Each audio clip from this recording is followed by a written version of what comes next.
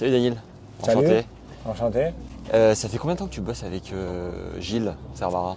Avec Gilles, en fait, ça dépend parce que le premier entraînement que j'ai venu en France, quand j'avais 18 ans, à l'Elite Tennis Center, c'était avec lui. Ouais. Mais après, j'étais suivi par Julien Jean-Pierre un peu plus au début. Après, j'étais suivi par Jean-René Lisnard et Gilles Serrois un peu ensemble. Ouais. Et c'est à partir de, il ne faut pas se tromper, 2018, début de 2018, on a commencé à vraiment entraîner qu'avec Gilles Ouais. comme mon entraîneur.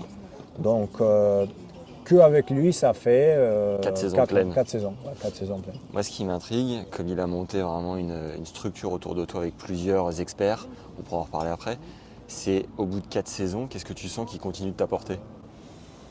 Bah, en fait, c'est que et moi et lui, en tout cas, je pense qu'on sent tous les deux la même chose. On veut continuer de progresser.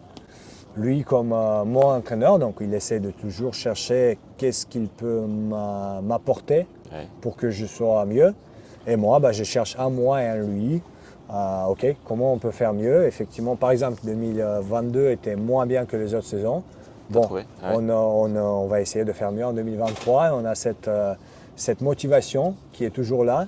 Et c'est là pourquoi je suis toujours avec lui, parce que je trouve qu'on travaille bien, qu'on fait tout ce qu'il faut et on va réussir à faire beaucoup de bonnes choses ensemble encore. Et humainement, c'est important pour toi de te marrer avec ton coach ou c'est quelque chose où tu fais pas forcément trop attention? Je trouve qu'il faut parfois quand même, parce que sinon, Ouais, c'est bon. de faire beaucoup de saisons avec, c'est dur. Et ouais, comment dire, on discute beaucoup. Je ne peux pas dire plus qu'on est capable de parler facilement sur toutes les choses. Ouais. Et parfois, on peut être pas d'accord, mais c'est juste quand on n'est pas d'accord, il n'y a pas le bagarre. On sait, ok, c'est son opinion, c'est mon opinion, c'est pour ça qu'on respecte. Et effectivement, on peut parler de n'importe quoi, on peut bien rigoler. Et ouais, c'est un côté très humain et c'est pour ça qu'on est toujours ensemble. Tu dirais que vous êtes potes au-delà du professionnel ou pas jusque-là? Pas jusqu'à là. On a très bonne relation, mais je pense que d'être, et c'est exactement le mot, pote avec ton entraîneur, c'est un peu trop. D'être Ok. ami peut-être, Ouais. d'être peu pote, je pense que c'est plutôt de ce que je vois sur le circuit, c'est plutôt quand tu commences à avoir 30 ans, un truc comme ça. Ouais.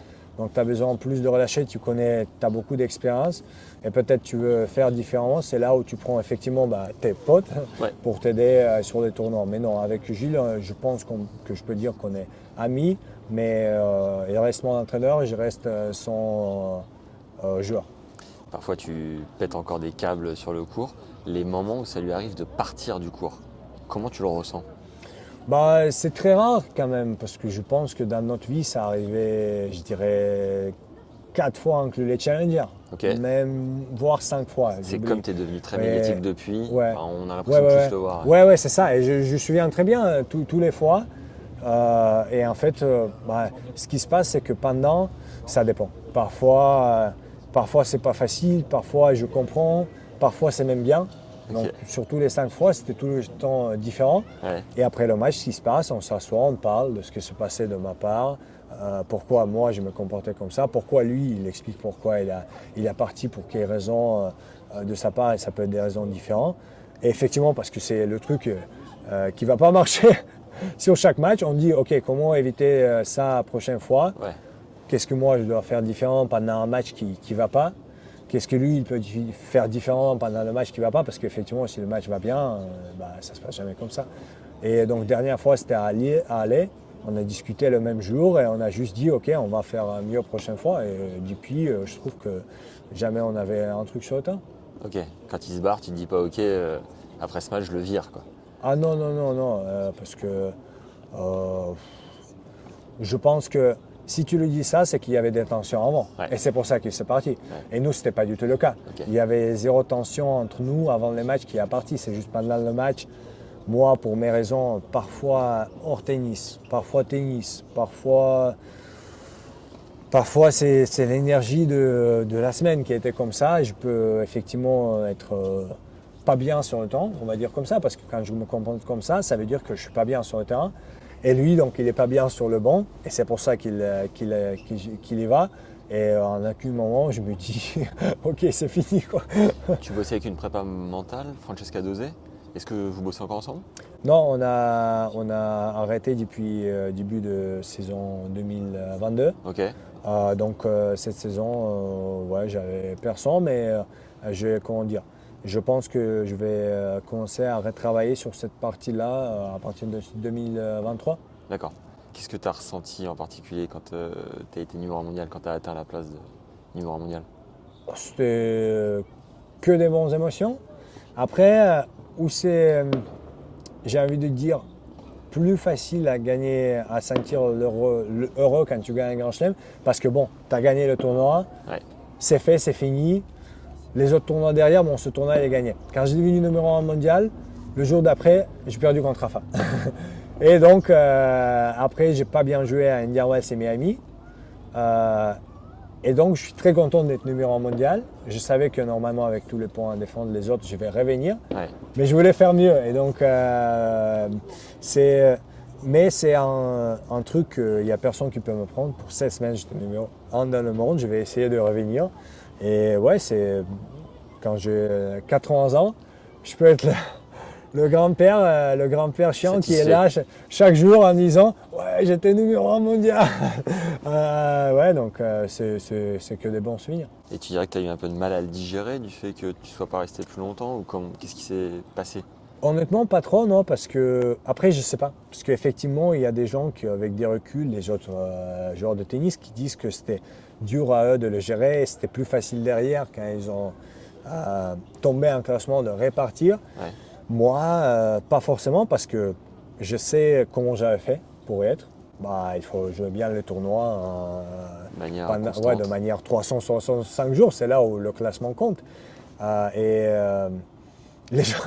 Les gens, ça me fait marrer, qui vont, par exemple, Alcaraz, le dernier tournoi, il a joué un peu moins bien, il s'est blessé. Les gens qui vont dire, bon, il ne mérite pas le numéro place mondial. Non, il y a 365 jours. Tous les joueurs peuvent faire le plus de points possible sur cette période-là. Ouais. Si tu es numéro 1 mondial, tu le mérites. C'est basta, il n'y a pas de discussion. Et tout le monde qui était, il le mérite, même s'il y a, je pense, 2 ou 3 qui n'ont pas le grand chelem, ils méritent ce place numéro 1 mondial parce qu'ils ont fait le plus de points sur 365 jours. Mais en continuant sur moi, non, je la gérais bien parce que je savais qu'il faut continuer à entraîner, Ouais. essayer de gagner les matchs pour y rester, gagner des grands titres. Je n'ai pas réussi, c'est pour ça que je n'ai pas resté, mais je vais essayer de gagner les grands titres prochainement et essayer de revenir. Qu'est-ce que tu as découvert récemment sur toi ou sur ton jeu qui t'aide et qui peut en aider d'autres? En fait, sur mon jeu, effectivement, et c'est normal, chaque année, tu sens des choses différentes et tu as l'impression de continuer à redécouvrir quelque chose de nouveau.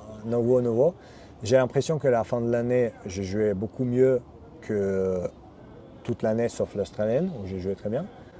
Et j'ai l'impression de trouver quelque chose, mais je ne vais pas le dire parce que c'est tellement un truc qui va... Il faut nous donner un peu. Là. Non, je ne peux pas. J'ai juste trouvé que j'ai joué par moment, parce que c'était le truc que j'ai beaucoup travaillé les dernières années, de jouer plus agressif, et je l'ai réussi très bien. Et je trouve que peut-être à un moment, j'ai commencé à jouer un peu trop agressif. Et donc, à la fin de l'année, j'ai commencé à un petit peu diminuer ça, et je trouve que ça avait bien marché.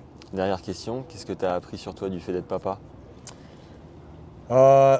J'ai envie de dire, j'ai appris que je pourrais sentir beaucoup des bonnes émotions, des émotions heureuses, parce que